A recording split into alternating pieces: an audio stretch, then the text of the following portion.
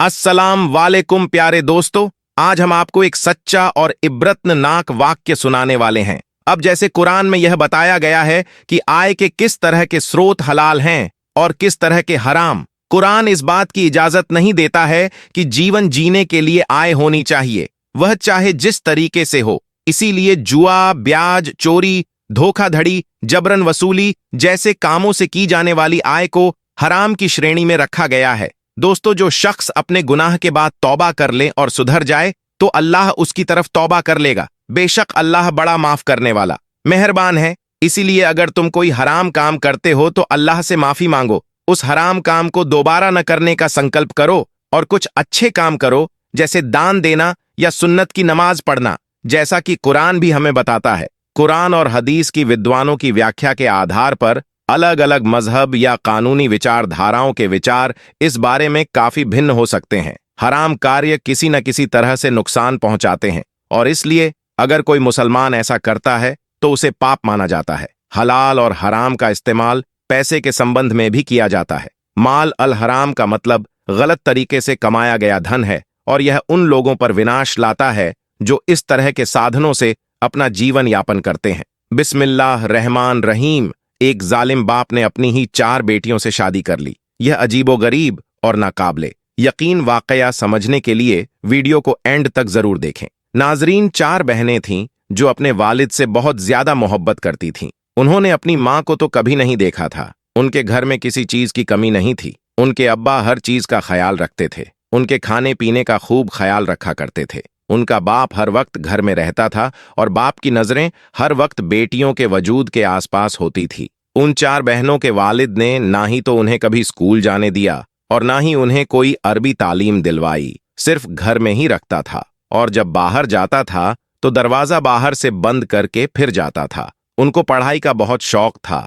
जब वह अपने वालिद से कहती कि उन्हें पढ़ना है तो उनका वालिद कहता कि वह अपनी बेटियों को दूर नहीं भेज सकता, उनको दुनिया का बहुत खौफ है, वह अपनी बेटियों का अपने पास रखना चाहता है। और अगर कोई बहन कहीं बाहर जाने का, बाजार जाने का नाम लेती तो वालिद कहता कि मैंने बहुत ही मुश्किल से तुम सबको दुनिया की नजरों से बचाकर रखा हुआ है। मैं नहीं चाहता कि दुनिया की नजरें तुम पर पड़े और तुमको नजर लग जाए। बाहर से अगर कुछ लाना होता था, जैसे कि सौदा, कपड़ा वगैरह, सभी उनका अब्बा उनको लाकर देता था। उन बहनों को कभी कभी तो बहुत दुख होता कि अब्बा बाहर से ताला लगाकर चले जाते हैं। दुनिया चाहे कितनी भी खराब क्यों ना हो, हम बहनें तो अच्छी हैं, हमारा दिल तो साफ है। उनमें से बड़ी बहन कहने लगी कि अम्मा के जाने के बाद हमें अब्बा ने ही पाला है और हमसे ज्यादा दुनिया देखी है। उनमें से जो बड़ी बहन थी, जब वह 18 साल की हुई तो उसको उसका बाप कमरे में ले जाता, घंटों घंटों कमरे में रखता।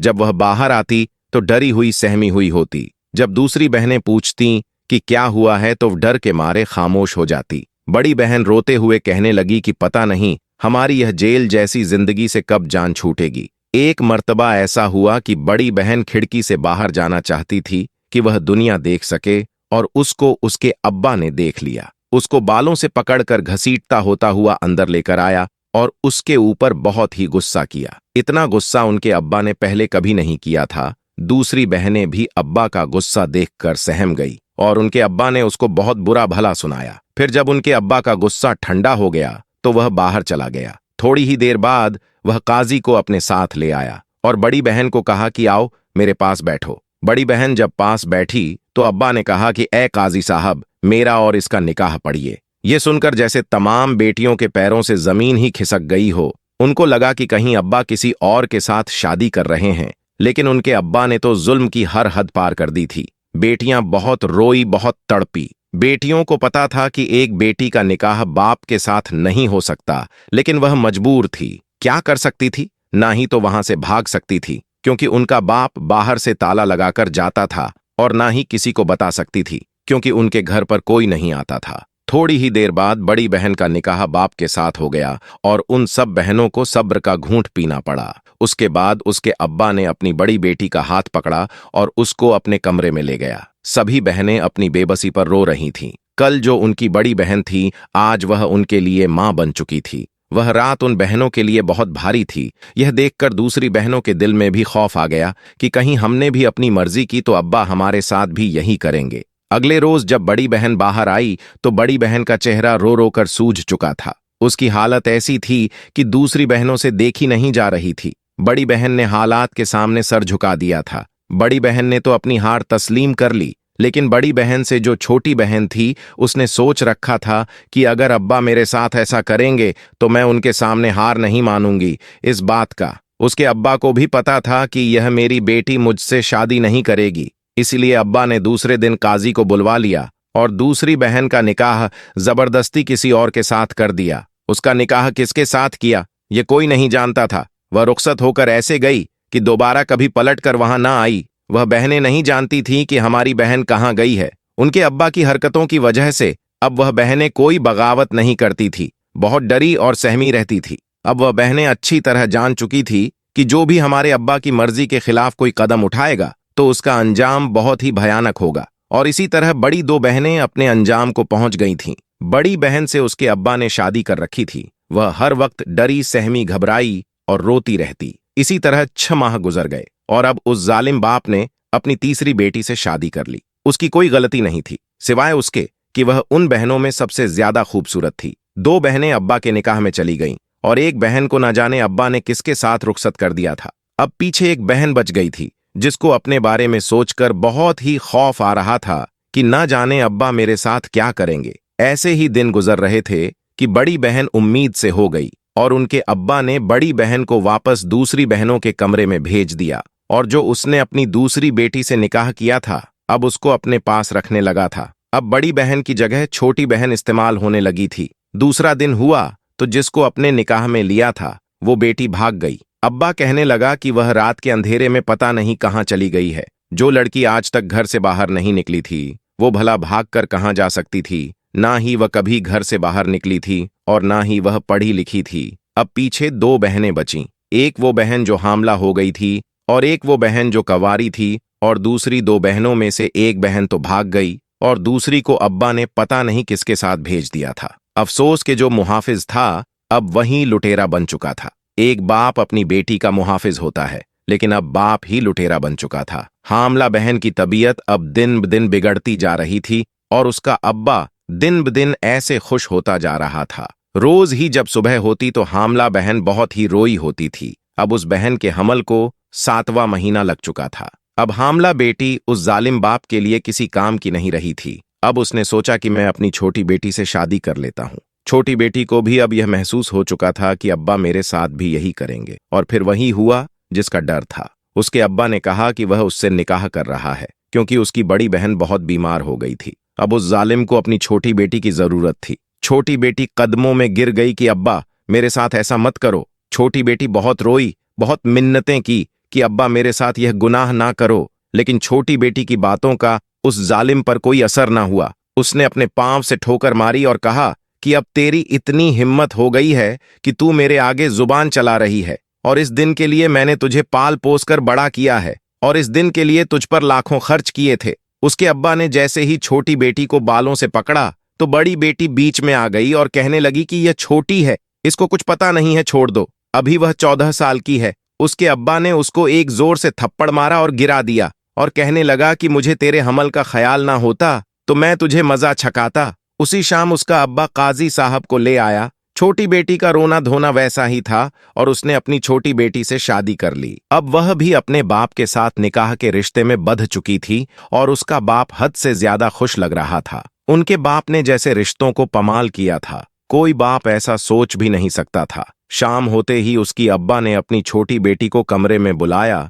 तो छोटी बेटी ने पास आने से इनकार कर दिया। यह सुनकर उसका अब्बा बहुत ही गुस्से में आया उसके पास और उसको बाजू से पकड़ते हुए खींचता हुआ उसको अपने कमरे में ले गया। अंदर ले जाकर जोर से उसके मुंह पर तमाचा मारा और कहा कि आज तो तूने मेरी बात पे इनकार कर दिया है और अगर आइंदा इनकार किया तो मैं तुम्हारे साथ भी वही करूंगा जो तुम्हारी दूसरी 2 बहनों के साथ किया है, यानी वह बहनें जो एक का किसी के साथ निकाह पढ़वा दिया था और एक वो जो भाग गई थी। यह सुनकर उसकी छोटी बेटी कांप गई क्योंकि उसके अब्बा ने तो उनको यही बताया था कि वह रात के अंधेरे में भाग गई है। आज उसके अब्बा का सच उसके सामने आ रहा था। वह फरार नहीं हुई थी, उसके साथ उसके अब्बा ने ही कुछ किया था। छोटी बेटी समझ गई कि मेरी बहन ने आवाज उठाई होगी और इसलिए ही इस जालिम ने उसके साथ कुछ गलत किया है। उन 4 बहनों में से 3 बहनों की शादी तो उनके अब्बा के साथ हो गई थी और उनमें से एक बहन थी जिसका अब्बा ने पता नहीं किसके साथ निकाह पढ़वा दिया था और वहां उसको भेज दिया था। खैर, उसके बाद जब उसकी छोटी बेटी को उसके अब्बा ने अपने बिस्तर पर बिठाया तो अचानक रात के 11 बजे बाहर घर का दरवाजा खटका।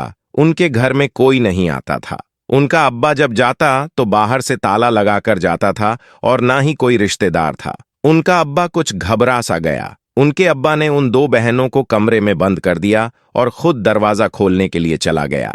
दरवाजा खोला गया तो बाहर पुलिस खड़ी थी। पुलिस अंदर आई और घर की तलाशी लेने लगी। एक कमरा था जिसको बाहर से ताला लगा हुआ था। पुलिस ने कहा कि इसका दरवाजा खोलो। अब्बा खोल नहीं रहा था क्योंकि अंदर तो बेटियां थीं। पुलिस ने दरवाजा खुलवा के ही दम लिया। दरवाजा खोला तो अंदर 2 बहनें थीं। पुलिस ने उन 2 बहनों और अब्बा को गिरफ्तार किया और पुलिस स्टेशन पहुंच गए। उन बहनों को कुछ नहीं पता था कि यह क्या हो रहा है। वह नहीं जानती थी कि उनके अब्बा को किस जुर्म में गिरफ्तार किया गया है। और अचानक वहां पर वह बहन आई जिसका निकाह जाली करवाया था और उसके अब्बा ने उसको किसी के साथ भेज दिया था। दरअसल उस जालिम बाप ने निकाह नहीं करवाया था, अपनी बेटी को आगे बेच दिया था और इसी तरह उसकी बेटी आगे से आगे बिकती जा रही थी और फिर एक ऐसी जगह पर पहुंच गई थी जहां पर सिर्फ गलत काम होते थे। उसके कुछ दिनों बाद पुलिस का वहां छापा पड़ा और उसकी बहन को पुलिस ले आई थी। बहन ने अपने बाप के खिलाफ मुकदमा दर्ज करवा दिया